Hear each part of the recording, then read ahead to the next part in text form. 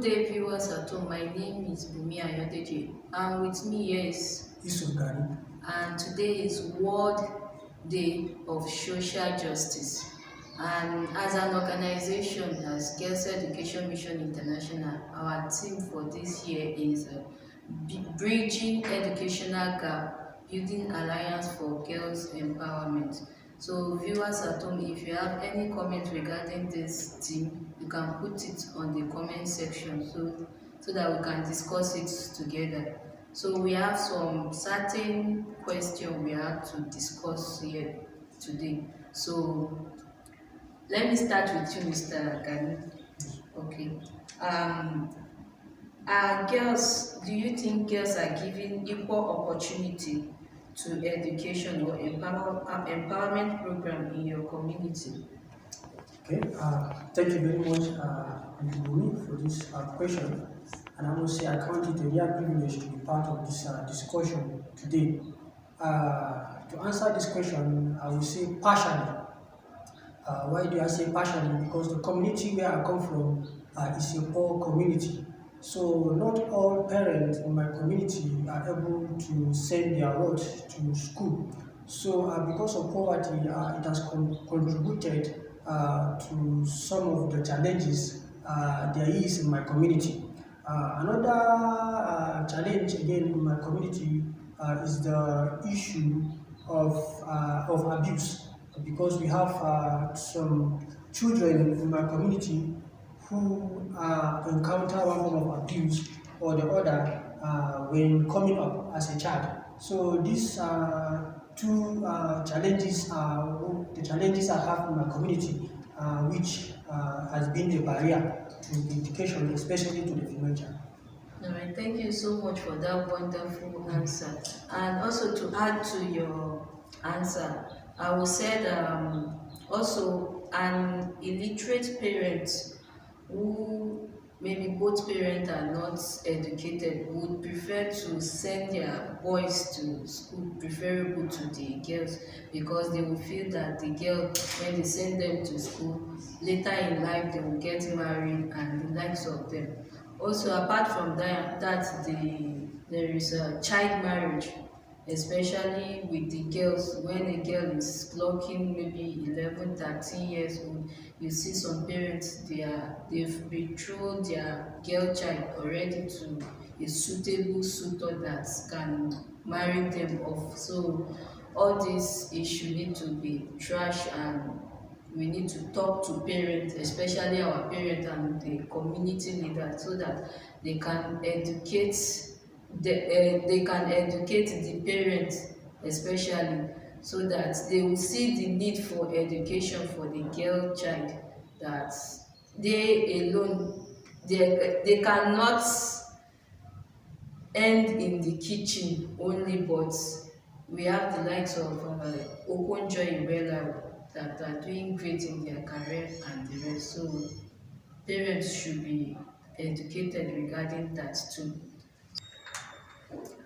All right. So the second question is, did you encounter any personal challenge during your education? As in, were there discrimination between you or your sister while educating? Okay. Thank you very much once again for this question. Uh, Personally, I would say that I never encounter any form of marginalization during my education as a male child. I come from a family of six, five males and one female, and I will use the opportunity to say a big kudos to my parents, because my parents never showed any form of marginalization, because they treated all of us equally in the family, and they gave all of us equal opportunity to be able to pursue our dreams and to go to school as well. So I want to use the opportunity to say kudos to my parents for what they've done, and personally I want to really say that God has been so kind and I'm able to go to school. Thank you very much. Thank you for that wonderful comment. Okay, though it wasn't my own experience was during my youth service year, where I served in the north. the community I served, the girls were marginalized from the boys. The boys were encouraged to go to school more than the girls. And if the girl have the opportunity to go to school, when they finish their primary school or when they finish their GSS, you see they get them married immediately. So it all boils down to that. Our parents need to be educated on the need to the importance of education of the girl child. So thank you so much for that contribution. And please, I would like to add up to what I said before. I remember I was able to share my own personal experience, and I also want to say, like I said before, in the first question I was asked, that has to do with my community. Like I said, my community is a poor community. So some of the parents in my community, because they are not financially buoyant enough to send all the children to school, so some of them feel it's better to send the male child to school while the female child remains at home. So that is another case in my community because not all parents are financially buoyant enough to send all the children to school. So poverty has been a major challenge to the education of the girl child in my community also. Yes, thank you so much. Viewers at home, you can still put your comments regarding the topic, the theme we are discussing, bridging educational gap, building alliance for girls empowerment in the comment section. How you feel about the topic, you can put it in the comment section. So we've been talking about the challenges, the barriers faced by, and the gap between the educational system of boys and girls. So let's talk about the way forward, how these barriers and the challenges can be tackled. So, Mr. Gadi, how can we break barriers to education for the girl child? Okay, thank you very much once again for this question. Remember, before I mentioned poverty as one of the major challenges that is standing against the education of the children, especially for the female child. Uh, I think one of the solutions to that is empowerment, okay? Empowerment, because most parents, because they are not financially buoyant, so they are not able to send their words to school. So if such parents can be empowered, okay? If they can be empowered, for example, women that don't have anything doing, if they can be empowered and then be able to have something doing, I think they will also support in the home so that not all the so that all the burden will not only be on the father alone.